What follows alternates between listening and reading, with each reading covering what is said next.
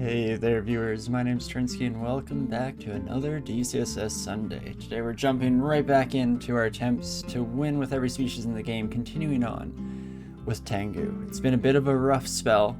We've had quite a few poor innocent deaths thrown into the mix, but hopefully, with the latest in the lineage here, good old Tengu the Ice Elementalist, hopefully we can start to see some change of fortunes, as it were. So with that in mind, let's jump into things here, shall we? Good old Tengu. And it's going to be a rough start, or an interesting one at the very least, as we go into the gauntlet here immediately. It's going to be an interesting test of our ability to jump right back into the swing of things.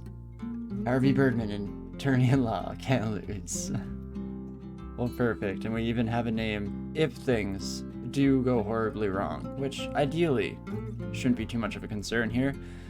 Let's start off though with a little bit of a refresher. We have just some of the standard ice spells in our arsenal here. Ooh, Poisonous Vapors was offered to us and I didn't even notice. That's tempting to take into consideration here. On top of that, we can take a look at our skills themselves, actively training everything up here. Is this the 0.27 still? You're confused by 0.28? It is still 2.7 here, though that's not going to be the case for long, because I'm thinking that as soon as the next version releases into Stable Branch, or at least when the tournament starts maybe, is when we'll pull the switch over ourselves.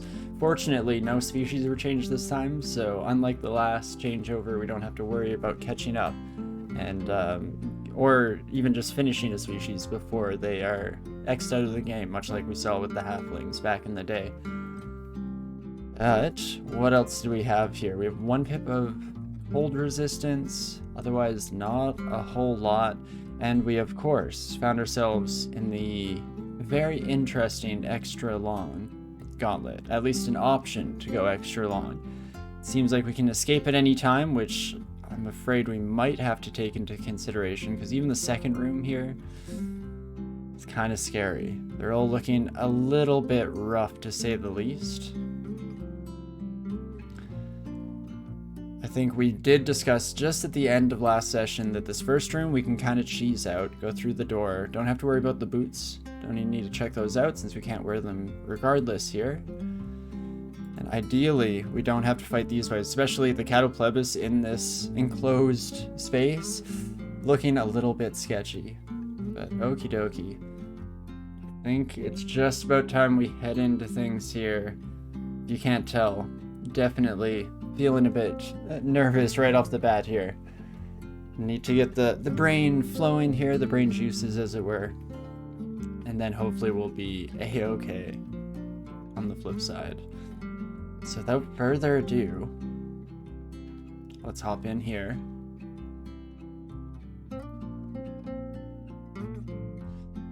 Catoplebis is following us. There is that scroll there, which I may regret not picking up. We could even... Oh, it's 3 scrolls, and they're all un-ID'd. It's probably a little late to go back for them now, but let's take a quick look at our unidentified scrolls here to see if it might be worth it to go out of our way. They could be fear scrolls, I guess, which could be nice. But no guarantee, and I am slightly concerned about you. 36 damage plus a 36 damage stone arrow. Not great. Not great whatsoever, and we don't exactly have the armor class to work against it, so let's just hop out of there, play it a little bit safe. And here's where the decisions really begin. We have a spectral cane toad that is a little bit nasty, especially since we don't have any negative resistance, and a death scarab. At least the scarab is not resistant to our main source of damage, so we could take care of them. I'm a little bit more concerned about this spectral ghost here. Resistant to cold. Even if we did pick up Poisonous Vapors and relied on that 14% failure rate, there's no use case for that either here. We could go for another retreat. This buddy is definitely faster than us. I believe you are too. It is fast, unfortunately, so Not sure how I feel about that. It's unfortunate because this room is where things truly start to take off. It's the one room we actually have resistances against. Though, the flip side of that is that all these enemies are quite resistant to our sources of damage as well. So, maybe not quite as much of an option as it initially seems. Need to clear my throat real quick. Ate some delicious stew right before starting up today, but it's definitely congealed a bit back there. Do I just leave? I'm very tempted to, because even if we do duke it out, I don't know how we get past this room. Nothing that we can immediately pick up to change our stars there either, so unfortunately, as exciting as it is to have the option to go all the way to the end, I just don't think it's quite possible. It's too bad because we'd absolutely slay these last couple of rooms. Be tough without fire resistance, don't get me wrong, but at least all of our damage would be hitting out against these susceptible to cold enemies. In fact, I really wanted to clear this one because I wanted this cloak so badly.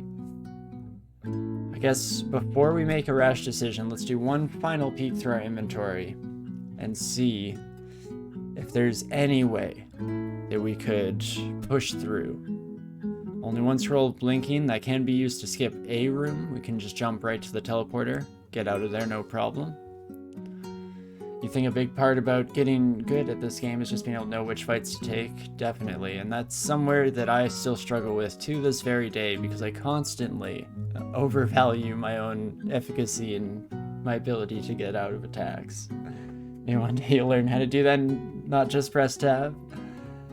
See, and that's the thing, I don't have the excuse of being a tab-heavy player. I play quite slowly often, and yet I still just always find some way of convincing myself that just this once, I'm sure we'll beat the odds. And so, I think we'll have to go through. I'm already slightly concerned about fighting the Minotaur. I think it's going to be a bit of a tough encounter. So, let's just hope there's good loot at the end here, shall we? And what do we have in our back pocket? We could identify one more potion here. Hopefully get invisibility. That'd be nice. Might not exactly what we were looking for. Maybe for this fight. We will want Guardian Spirit. It's just those javelins. Those dang javelins. There's a reason why we're so scared of shoals all the time. It's a very similar set of conditions as to what we're about to face here. We have Ozakuba's armor and frozen ramparts. Those will be nice. You made it to a Wiz Lab for the first time, Colgate. Nice. You have ghouls with lots of artifacts. Okay, helps. But even besides that, you had really good loot. Nice. I'm glad to hear it. Wiz Labs are something that I've only experienced a handful of times. Only seen a few of the options that are available. I'm pretty sure there are 2 or 3 that I've just never come across in all my time of playing. So they're always a little bit scary to me, if just for that reason.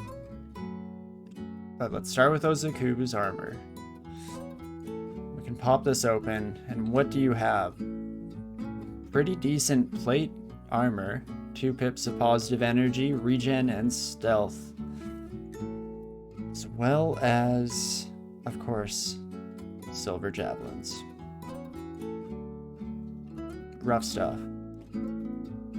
Do one last peek at your stats, because there's almost no chance that we override your willpower with something like our wands here, unfortunately. In fact, going back to something that Egley was just mentioning a minute ago, this is probably a fight that we never should have taken. I was thinking about it in the back of my head, how do we beat the Minotaur? That's going to be a scary one. And we could have just hauled out of here. We didn't even get anything out of the first vault that we passed through, so it might have been a prudent idea to do so. But here goes. If he lands a hit, it'll be very scary. Exactly, yeah, that 35 damage plus being gored. Not great with the 64 health that we're sitting at, so this might be an early end to Tengu. but hopefully not. We don't have invisible ID'd, unfortunately. That's what we used our last ID scroll hoping to achieve, crossing our fingers. But we have haste. Brilliance doesn't do a whole lot for us here. In fact, I think that... Let's do a check, actually, instead of just talking out my butt. Freeze does 1d11, so we potentially do better off with just haste and swinging away with our electric brand here. Otherwise, we could go with something like Egley's suggesting, try and drag the Minotaur out and circle around. With haste, it's possible. But boy, is it going to be scary regardless. So let's wait 2 turns. Ooh. Maybe waited an extra turn based, or an extra turn wow, I can't talk at all today. How about that? In comparison to just drinking the haste potion right away, but fortunately we don't get a javelin tossed our way immediately, so that's nice. And can maybe start out with some freezes. I guess the nice thing about freeze is it can't miss, and they have a 21% chance to evade our short sword. So we're currently doing okay. We're getting good progress in the early part of the fight, but this is where things start to get sketchy. With some bad armor class rolls, things could go downhill exceptionally quickly. I think we'll go with one more at least. And then where do we sit? I guess maybe I should have chugged a might, and then the sword would have been a better option now that I think about it. So that's pretty indicative that we should have taken an extra moment to deliberate our plans here.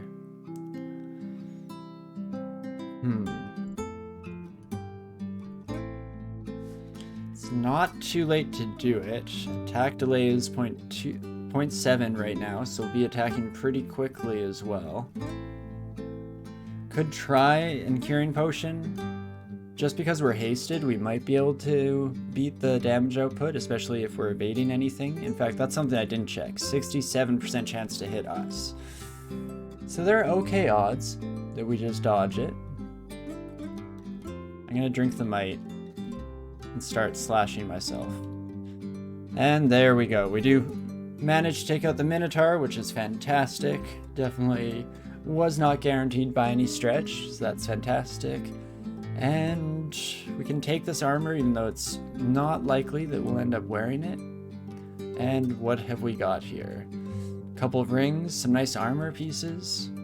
Let's take a look. Fire resistance ring, that's pretty solid. Never did have it indeed. Not worried even a little bit. Plus 9 plate armor is pretty nice. Losing willpower is a bit rough. Don't know if I will end up wearing that, but at the very least we'll take it with us out of here, I think. And what else? We got Staff of Death, Staff of Poison, I think we already had before. So all in all, not a bad haul. Quickly heal up. I don't actually know what these other doors are. I don't know if I've seen this layout before. More treasure. Minotaur zombie. That's actually worse. It looks easy, the game tells me, but I would say that I disagree with that assessment. Oh no.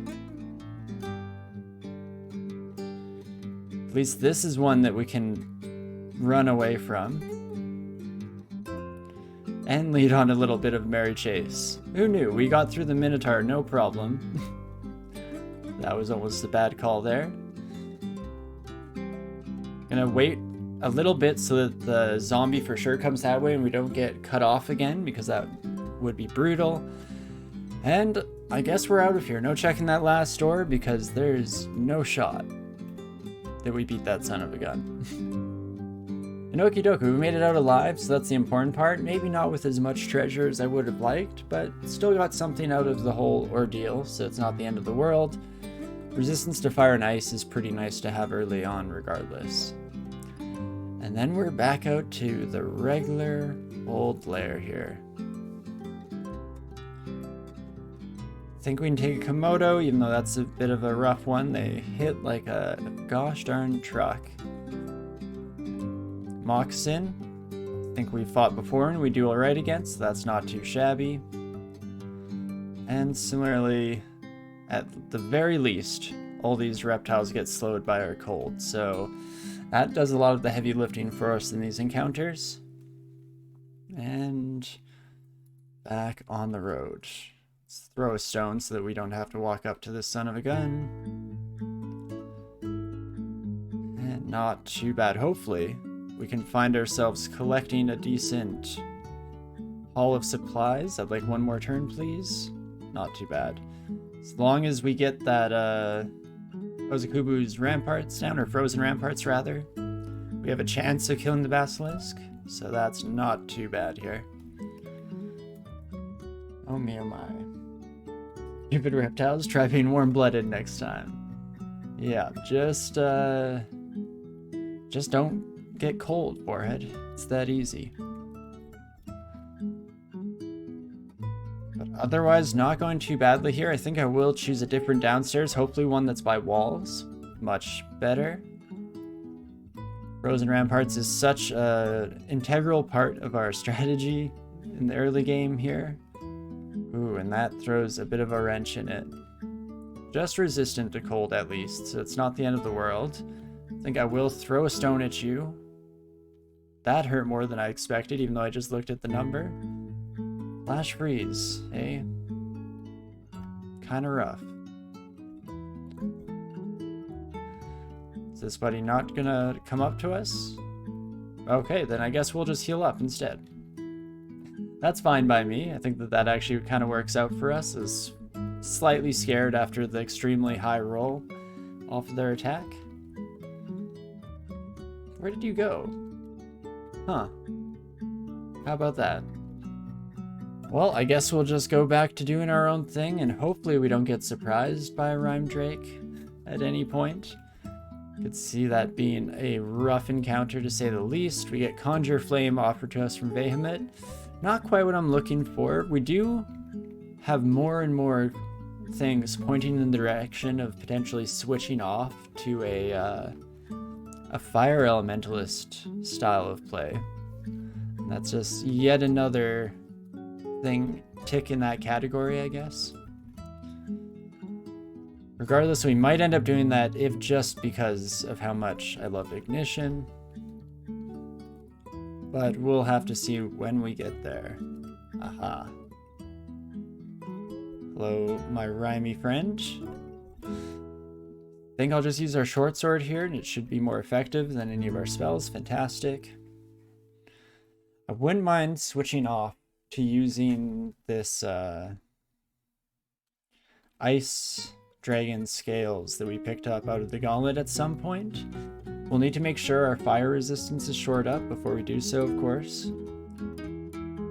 But any issues in that capacity aside, it's quite a nice set of armor to wear for a caster of any creed here. Hello, friends. Not too worried about the scorpion, but as soon as we see someone a bit more our speed in terms of danger levels here, can definitely pull that out. I think demonic crawlers are resistant to cold, which is why this fight is going a little rough. And so continues. You are fast too. Shucks. That's a bit of pain. What's the chance that we blast you? Very little, because you're demonic. I should have guessed. And this is probably too late in the fight for me to start scrambling. Yet here we are, of course. 13 damage 3 times. As long as we roll well on AC, we should be okay. I'm guessing all these will be 1% to paralyze and the like, unfortunately. In that case, let's do one last check on the evasion levels here, just to determine if we want to use our less than ideal freeze, because it will be halved, of course, due to the resistances, or if we keep stabbing away. Hey, Sia, good evening to you as well. Nice to see you here. Hope you're having a fantastic day as well. So, do we play it safe here? Or do we go for the kill? It's very close to working out in our favor. As stupid as it may be, I'm going to take one more slash. And unfortunately, did not see the progress that we would have liked there. So we might have to, if we want to play this as carefully as possible, make sure that we're not losing anyone unnecessarily here. Probably going to mean using our only blinking scroll now. Then the danger becomes my brain wanting us to use our fire wand to try and kill you after blinking a fire. Because even if we blink, this buddy is fast. The nearest stairs is all the way up there, or all the way down here, neither of which is particularly reachable at current speeds. Maybe slightly better if we, or definitely okay if we drink a haste as well, but blink and haste is a lot to throw away in a single encounter here. Regardless, let's start with blink. Gladly lose the ramparts, and we'll see how much ground we cede as we run away. Not too bad, so we didn't end up needing to haste at all, which is good. I guess having the slightly faster than normal move speed against even a fast enemy means that we can escape as long as we have that 7 wide gap. Thank you for the hydrate, Sia. Always good to keep myself in tip-top shape here, especially with my throat being kind of weird today.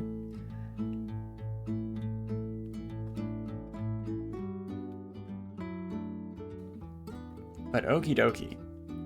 There may have been one last stairwell. No, we discovered it as we went through. That was this one. And where's our final stairwell? Also kind of nearby. I think we need some other source of damage moving forward here. Otherwise, we're going to keep just running into the same issue every time we face up against a resistant monster. So, do we want to go the fire route? Could potentially still keep ice in the back pocket. We did really want to try out polar vortex on this run if possible. But for the time being, I think I need something at our disposal. So let's cap ice magic at 13. We can cap spell casting at 9 so that it'll be just about done here. And then, let's see, fire magic aptitude is +1. So that's not bad at all. Let's start training it up. Set a cap of somewhere around 10 for now, just to see where that leaves us. Could go with a Conjure Flame, potentially helps us against that fight that we just had to run away from with our tail tucked between our legs. Now I'm kind of regretting not picking up Poisonous Vapors while we had the chance. See Ignite Poison, you pick Ignite Poison? Oh, I can't poison? Details. If we get OTR, then that's an easy exchange. I guess we could do one quick look at the aptitudes. Poison Magic, not any better of an aptitude than Fire Magic. So for now, we'll leave it at that. Though I have to agree with you, Safid, there's something intrinsically beautiful about Ignite Poison. And it's been a while since we had a run that truly got to pop off with it. But, might have to go back out to the regular dungeon. Did we leave any exclusions on this floor? Doesn't look like it.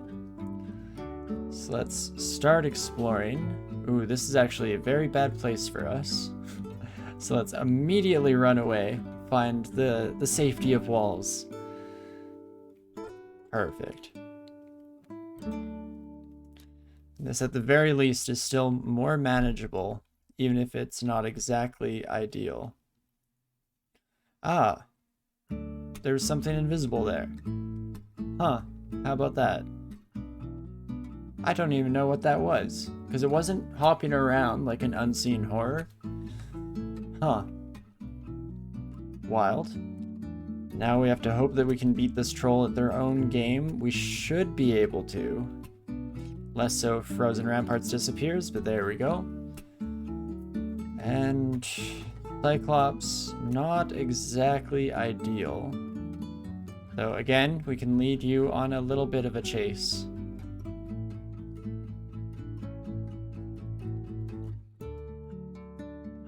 There we go. Much better. Want to make sure we're in as advantageous a position as we possibly can get. Especially when those large rocks hit like a freight train.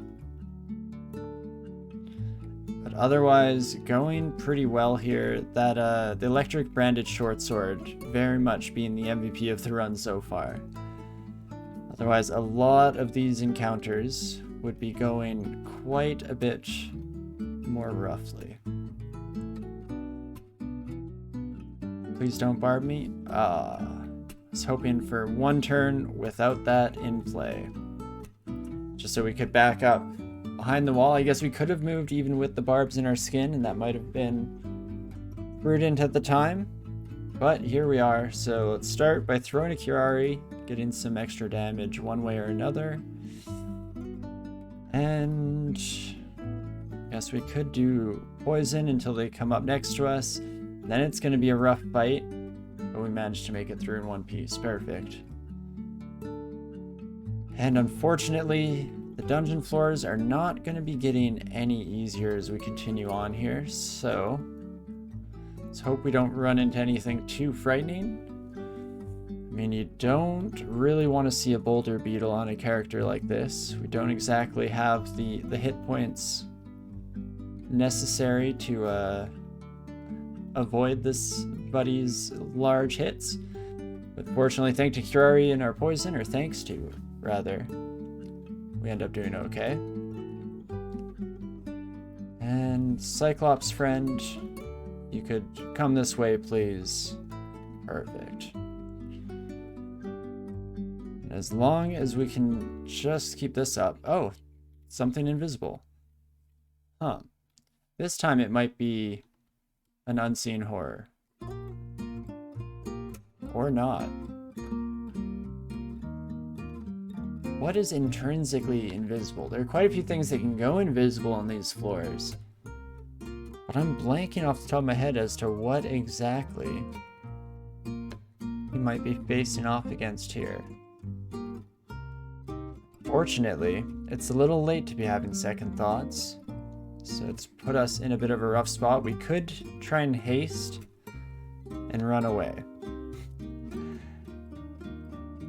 Alternatively, fear potentially does something, but that's a tough call to make when you don't know what you're up against. I'm guessing you're pretty close to dead. The last time we fought one of you, I'm assuming the same thing, upstairs, went a bit more straightforward. Let's see. You are fast, so it must be an unseen horror. In which case, I don't know how you didn't die already. Even with haste, you're that much faster than us, hey? Oof. I didn't think that one through. In that case, we don't have much choice to bring back the walls. Try and guess where this son of a gun is. I guess we could just start blasting out every which way as well. Ah, you're up there. Of course. Well, this is a painfully slow death. Drink some curing instead, I guess. And there we go, we managed to kill you. Jeez Louise, that was a much tougher fight than I expected going into it. Having second thoughts no matter which way we end up taking ourselves here, unfortunately.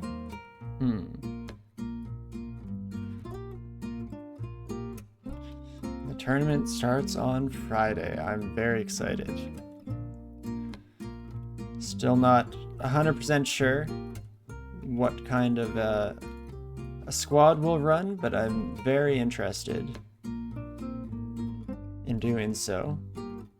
Let's take advantage of the Hydra being slowed to just gain some ground of our own and then blow its mind. Fantastic. 30% shot, never didn't have it. Oh, geez Louise. What a start to the day. Definitely worth checking out a scarf. Invisibility, not bad. I find that I generally forego it in exchange for the armor class that we currently have with the cloak, or something like resistance or preservation in the future, ideally. Fire magic is now up to level 4, so where does that leave us? Conjure Flame is on its way to being castable. The main things like Fireball, Bolt of Magma, and of course Ignition are a long way off still. Didn't even notice that we got Maxwell's Capacitive Coupling in our spellbook here. I think it's a bit late to pivot to air, just trying to cast a level 9 spell, but it is tempting in a way. Okay, Two-Headed Ogre just heads down the shaft. I don't mind that whatsoever. Now these are zombies that I actually feel comfortable fighting, much better than the Minotaur buddy that we saw a bit ago. Not too bad. Just keep drawing enemies to us here, playing it as safe as possible. And perfect. Oh, there's still more. Many, many more. This is a cool opening area for Orc. The zombie version, I guess. Hello, friends. If you could just come this way. Vehement offers us knowledge of Fulminant Prism. That's tempting to get some element neutral damage added on. We'd have to train some conjurations in order to make it possible. Hexes are not a great school for us, of course. I think I will learn Fulminant Prism. Thank you, Vehement. I appreciate it. And then, as soon as ice magic hits that cap that we set for it, and I was just checking to see what fighting was going up to 9, and definitely start training some conjurations on the back end here. Regular zombies probably don't have to worry too much about going the full kit and caboodle here. And slowly but surely whittling down the forces. I do like that, yeah, there's just one priest down there who is, I'm guessing, responsible for all these sons of guns being brought into existence. There we go. Try and throw these poison darts so that they hit the beetle instead of the zombie. And then we should be okay. Perfect. Whoops, no, sorry game. I did not mean to try and walk. That's my bad. Icy armor breaks. I think that's okay. Are you just normal speed? Slightly faster, I think, because you can fly. But if you waste turn going invisible, then maybe we can escape real quick. Oh, me oh my, look how far we are from a stairwell. That's not great. But we know how our last fight against invisible enemies went. So we have to play this carefully. I also kind of forgot that it seems like you get faster when you go invisible, because that's the only time that they were catching up to us.